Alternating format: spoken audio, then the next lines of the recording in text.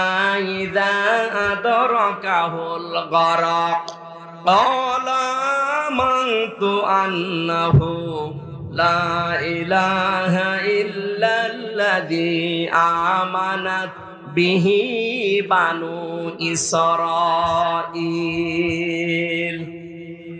ভালো করে মন দিয়ে শোনেন, কান লাগিয়ে। ফেরাউন যখন ডুবে যাচ্ছিল ওই সময় ঘোষণা দিয়েছে, আমি ঈমান আনলাম ওই আল্লাহর উপরে যার উপরে বনি ইসরাইলরা ঈমান এনেছে। ওয়ানা মিনাল মুসলিমিন, আমি তো মুসলমান। এরপরও ফেরেশতারা আমারে বারবার সুবাই কেন? জবাব দিয়েছেন মুফাসসিরিন ইকরাম যে সাতটা বললাম তার 2 নাম্বারে ও কিন্তু শুধু আল্লাহ পাকের একাত্মবাদের ঘোষণাটা দিয়েছিল যে আল্লাহর উপরে আমি ঈমান আনলাম।